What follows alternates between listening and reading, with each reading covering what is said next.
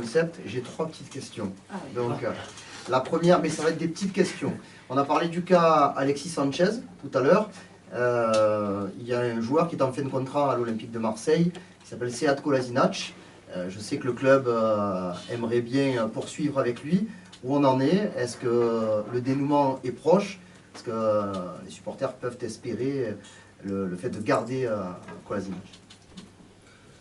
Sur Sead, les conversations ont été pendant les dernières semaines. Il y a eu un premier moment de négociation, maintenant ils se sont intensifiés.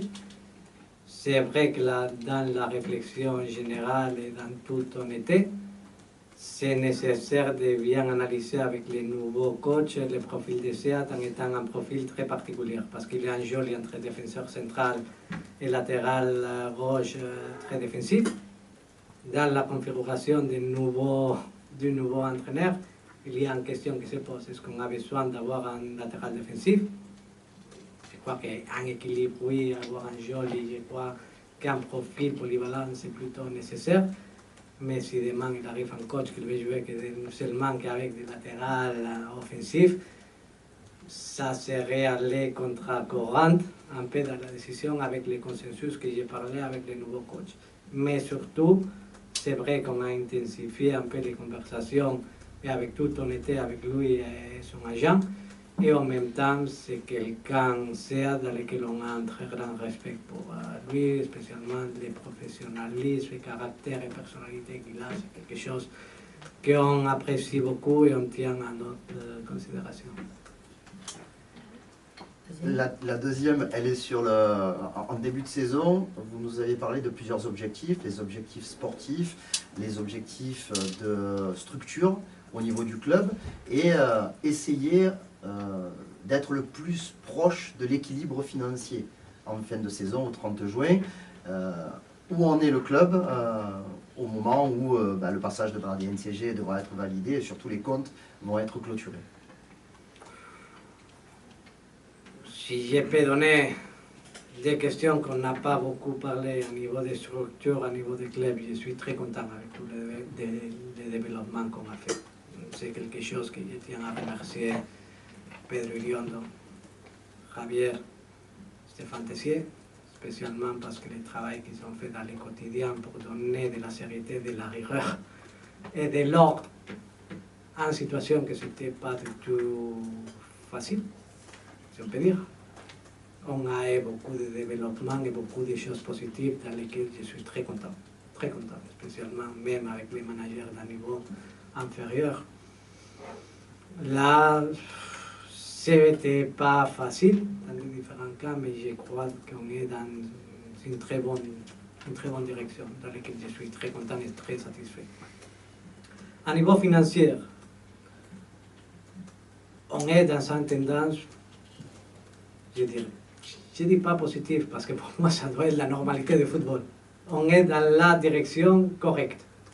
Si on peut dire ça, on va faire à la fin de cette saison un résultat économique que c'est le meilleur depuis longtemps, mais ça se fait avec beaucoup de rigueur, tout ça qu'on demande aussi sur le terrain, beaucoup de discipline, spécialement avec des différentes situations que pour nous sont importantes. C'est vrai qu'on a un accélérateur qui bilance tout, comme je dis toujours, que c'est CBC, mais CBC, ça doit nous aider, pas à mettre plus d'argent, acheter plus de joueurs, parce que ça serait un témérité. Et ça serait quelque chose que, comme dirigeant, je ne peux pas accepter ni valider. C'est quelque chose que l'argent de CBC, ça doit t'aider à structurer ton club pour arriver à un nouveau cycle en 2024-2025, qu'on rappelle qu'il y a un nouveau tender de droits de télé en France, national et international. C'est pour ça que c'est important à niveau international la participation dans les compétitions européennes et la performance, parce que là-bas il y a beaucoup d'enjeux positifs pour l'Olympique de Marseille. Et il y a en même temps en question que c'est la nouvelle répartition des droits de participation et de compétition dans les nouvelles compétitions européennes. Que ça va être aussi quelque chose d'important. Pour ça que arriver, ce qu'on a comme projet économique, c'est d'arriver dans 2024 avec la 2025, 2024-2025, avec la plus grande stabilité économique qu'on peut avoir, parce que ça, c'est le moment d'ouverture dans un nouvel cycle de 3 à 4 saisons dans le football actuel. Et c'est notre responsabilité, c'est quelque chose dans lequel je suis content de la tendance actuelle, je suis content de la responsabilité de tous mes collaborateurs, spécialement parce que changer ces dynamiques, et c'était très dangereux pour la finance du club, c'est une très bonne nouvelle. Et pour terminer, désolé les amis, c'est une saison longue, c'est une saison difficile sur plusieurs plans. On a vu les 2 derniers mois l'institution sortir des communiqués de mécontentement par rapport à plein de choses autour de l'arbitrage, autour de la considération des erreurs. On a l'habitude de dire à la fin de la saison tout s'équilibre, mais c'est pas vrai, on le sait. Là, le club a déposé un recours devant la Fédération française de football concernant le cas Dimitri Payet, mais on a bien compris derrière que ce n'est pas uniquement la protection de Dimitri Payet qui est recherchée. Il y a autre chose, parce que sinon il y aurait d'autres chemins peut-être qui auraient été pris par le club. Quelle est la position en cette fin de saison du président de l'Olympique de Marseille? Je tiens à préciser une chose sans être un expert juridique. On commence pour la fin. Je n'ai pas compris toutes ces polémiques de choisir un instance ou l'autre, spécialement parce que l'effet suspensif, ça n'existait pas. Alors, il faut clarifier les choses. On a vu avec la décision du Stade de Nantes la dernière journée, c'est du CNOSF, ça ne fonctionne pas comme ça. C'est pour ça que prendre les choses à la légère, c'est quelque chose que ce n'est pas positif pour personne. Avec une deuxième question que c'est plutôt important, c'est de comment on a affronté ces fins de la saison. Je crois qu'on a fait des erreurs pendant la saison que c'était d'attendre beaucoup jusqu'à arriver à ce point. Jamais dans la vie c'est important d'arriver dans un point de rupture. Je crois qu'on pourrait améliorer la façon dans laquelle on a fait ce type de choses. Mais en même temps, c'était une décision personnelle dans laquelle j'assume toute la responsabilité de chercher, avec un comportement qu'on voit dans des autres championnats, chercher de changer les choses et de chercher toujours d'avoir une responsabilité avec ce qu'on veut construire comme institution. Dans les moments que tu te sens encore moins respecté, quand tu cherches d'être irréprochable à niveau institutionnel, ça me dérange beaucoup à niveau personnel. Et spécialement, ce que je dois comprendre, et on doit tous comprendre, c'était d'améliorer sur la communication dans toutes les différentes questions. Et spécialement, toujours avec un unique objectif, que c'est de défendre nos intérêts dans une façon correcte et respectueuse, mais défendre toujours les intérêts de l'institution. C'est quelque chose dans lequel j'ai fait de l'autocritique. Important de faire ce type d'autocritique, mais dans lequel je me suis senti très mal à l'aise avec beaucoup de réponses. Et spécialement, c'est ça qu'on parle avec les différentes ressources. On doit protéger l'institution, que c'est la chose la plus importante. On doit éviter qu'une commission de discipline ait le droit de réarbitrer autour des vidéos les matchs. Alors on annule la barre. Charles-Alexandre. Oui, bonjour. Une petite question aussi, Mercato, sur le retour. Quel bilan vous faites des joueurs qui ont été prêtés par l'Olympique de Marseille et quel avenir vous leur prêtez? Je pense par exemple à Isaac Touré qui a fait une bonne saison. Ils ont tous eu des fortunes diverses. On a vu Luis Enrique qui a eu un peu plus de mal aussi au Brésil, Milik qui a beaucoup joué au début, qu'on n'a pas beaucoup vu en Europe. Quel bilan vous faites de ces joueurs et quel est leur avenir à l'Olympique de Marseille? On peut rentrer cas par cas dans l'analyse en général. C'est vrai que l'analyse individuelle sur la continuité, peut-être dans un effectif, ça se fera pendant les prochaines semaines. On n'a pas encore fait dans ces constructions d'effectifs. Si on va cas par cas, je ne suis pas d'accord avec la tendance déjà je prends l'opportunité d'être opportuniste dans le moment actuel. Luis Enrique, maintenant, il est dans un tendance positive au Brésil. C'est vrai qu'avec beaucoup de difficultés, spécialement pour un moment dans sa vie personnelle, que ça a basculé beaucoup de choses. Il faut avoir tout ça en considération dans les joueurs. Il a passé un moment très difficile dans sa vie personnelle. On a la situation, va cas par cas, des joueurs comme Jordan Amavi, Paul Lirola, Conrad de la Fuente, qui n'ont pas eu beaucoup de participation dans leur club. C'est-à-dire que c'est un prêt pas constructif. Je cherche de penser si on a des joueurs encore dans ces situations. Il y a des prêts dans les joueurs, ils tiennent où ils ont pris les valeurs. Je crois que la saison 2000 c'est plutôt correct. C'est considéré comme une saison, même à l'intérieur de la Juventus, comme une saison très correcte, beaucoup appréciée par leurs coachs et par leurs dirigeants.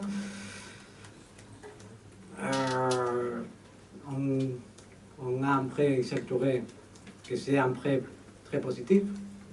On a joué un minutage que c'était important, avec un développement dans les jeux, dans l'adaptabilité, dans la Ligue 1 que c'était positif. Un prêt sans participation de Salim, qui était à Valenciennes. Je cherche de penser dans... Après, il y avait des prêts avec obligation d'achat, comme c'était le cas de Kevin Strootman et Nemanja Radonjic. Et si je crois, tous les prêts sont... Je crois que sont... Oui, Suarez aussi. Suarez, ouais. Ok. Oui, avec les pénalties d'Embarba, la dernière minute d'hier, mais on peut la considérer comme un prêt qu'il a eu après des commences difficiles à Almeria sans beaucoup de performances. C'est vrai qu'il était très important. Avec les chiffres d'annotation, j'ai pensé que ça pourrait être plus haut, mais le nombre d'assises qu'il a fait dans cette partie finale de la saison du soir, c'était très important. Mais je peux confirmer qu'avec la maintien d'Almeria, il passe dans un transfert définitif à Almeria avec la maintien. Hugo. Une petite question, une petite question d'actualité, s'il vous plaît, Président. Il y a donc une famille supporter marseillais qui a été agressée samedi soir à Ajaccio. En tribune. Je voulais un peu connaître le sentiment du club par rapport à ça. Ils étaient invités, mais peut-être par une compagnie privée. Et est-ce que selon vous, il y a eu des manquements au niveau sécurité au stade François Coty voilà. Première chose, ça c'était un de mes moments plus tristes à niveau personnel que j'ai vécu pendant les dernières années. Spécialement parce qu'on était dans la loge à côté. Je n'ai pas vu les moments des incidents, parce qu'on est arrivé plus tard. Je ne peux pas dire qu'est-ce qui s'est passé, j'écoutais. Ces situations m'ont laissé samedi un choc pendant une heure. Je n'étais pas moi-même là-bas parce que je ne peux pas comprendre. Première chose, comment agresser un enfant. Deuxième chose, comment te permettre de faire une situation comme ça avec des gens en difficulté. C'est pas ni humain et ça te fait poser des questions de pourquoi on fait du football, que c'est pour te transmettre de la bonheur. Et si je suis sincère, à titre personnel, je demande à tous les joueurs chaque fois qu'il y a des enfants d'être plus qu'irréprochables. Parce qu'ils sont l'avenir, et spécialement, je crois qu'on fait des football pour les supporters, mais les sourires d'un enfant, quand il fait ses professions, c'est quelque chose que j'ai dit, que c'est magique. Avec ces valeurs que j'ai, voir toutes les conséquences qui sont ça, quand il te retrouve les petits Kenzo qui tremblaient, quand on est arrivé là-bas à voir qu'est-ce qui s'est passé, à parler avec lui, à chercher de lui mettre comme ça, tout ça, c'est-à-dire qu'est-ce que j'ai à faire avec cet sport et cette société. Ça, c'est la première réaction que, à titre individuel, je peux avoir comme personne. C'est-à-dire quelle classe de malade mental se permet de faire ça. Parce que c'est un malade mental, qu'il n'y a pas la place dans la société. Deuxième chose, il y a une faille de sécurité. Dans le moment qu'un enfant se fait laisser dans un stade de football, oui, il y a une faille de sécurité. Troisième question, au niveau institutionnel, on a cherché de faire le maximum. Il est descendu au bord terrain à voir la part finale de l'échauffement, même si je m'imagine qu'il avait zéro envie de continuer à être dans ce stade. Il est venu à la fin dans les couloirs à la sortie des joueurs. Néanmoins, avec ça, on a été à la hauteur de donner au moins un petit moment de joie. Je ne dis pas que les joueurs ne se sont pas rapprochés, je dis seulement avec les résultats qu'on pouvait sortir au moins avec un petit sourire. On est sortis tous déroutés, je m'imagine, ou j'espère. Et nous, à niveau institutionnel, on va faire tout le possible pour qu'il passe un moment à l'aise à suivre son équipe. Même à son frère, hein, pas seulement au petit, son frère, il était sincèrement traumatisé. C'est quelque chose que c'est pas humain, mais dans lequel, à dire la vérité, je me suis posé la question pendant une heure de qu'est-ce qu'on fait dans le football s'il y a des situations comme ça, sincèrement. Bruno.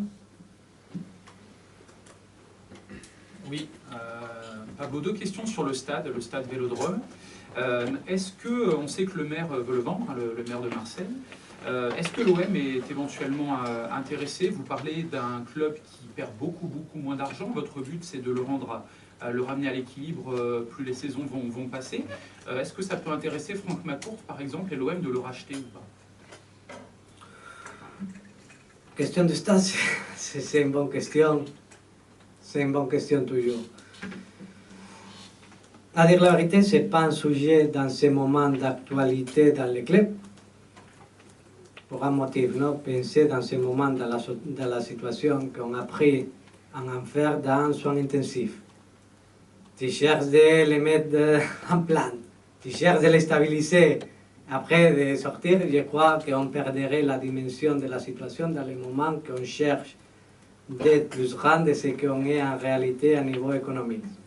Ça, c'est ma première réponse, que c'est acté avec de la responsabilité comme dirigeant. Après, c'est quelques questions toujours qui est sur la table dans un avenir, je ne dis pas à long terme et repousser la question, mais à moyen terme, on doit étudier les modèles financiers du Stade, spécialement pour des négociations. Ce que j'aime pas déjà, c'est une question de devoir négocier un par un tous les contrats de loyer du Vélodrome. Ce n'est pas une question que conclame ni te donne de la stabilité, mais c'est quelque chose dans lequel on se sent à l'aise avec, comme équipe de dirigeants. Et vous l'avez dit tout à l'heure, et ça c'est peut-être la plus belle des satisfactions, c'est d'avoir eu ce Vélodrome plein à tous les matchs. Voilà, c'est quelque chose d'unique. Alors c'est une question que j'aurais pu vous poser à Pedro, mais vous avez eu, je crois bien, 45 000, à peu près 45 000 abonnés, ce qui est aussi un record. Ça veut dire en gros qu'il y a 15 000 places à vendre à chaque match, hein.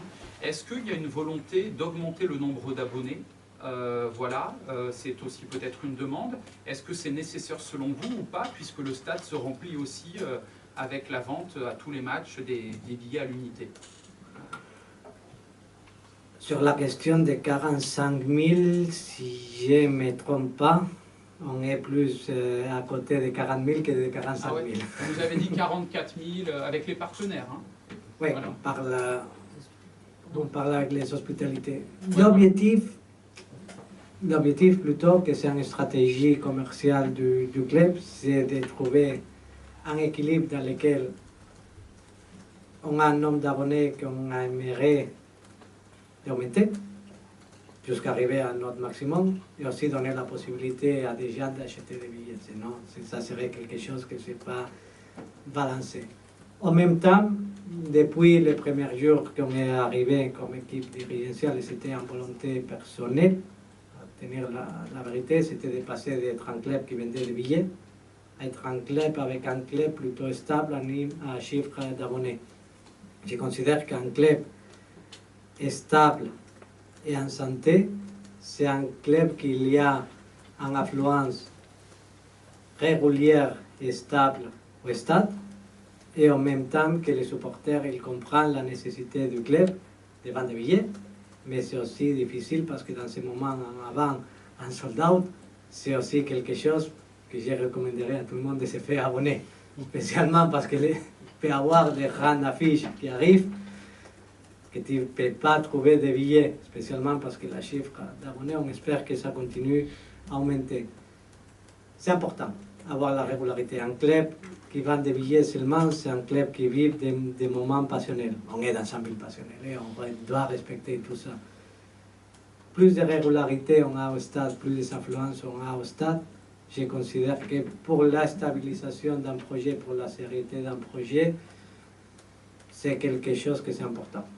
Mais c'est quoi, 45 000 abonnés, 50 000 abonnés? Quel est l'objectif du club? Notre objectif du club, c'est plutôt, on a ici pour les remettre, c'est d'arriver au chiffre des sold out, que ça serait un peu plus haut de 45 000 abonnés. C'est ça où ça serait les sold out, surtout parce que entre les supporters adversaires, entre les billets que tu es obligé un peu de sortir à la vente, entre chercher un peu l'équilibre et donner l'opportunité à tout le monde de venir au stade, tu dois trouver le juste milieu, mais on les considère plutôt un peu plus haut de 45 000. Les trois dernières questions, pardon, ça fait 1h20.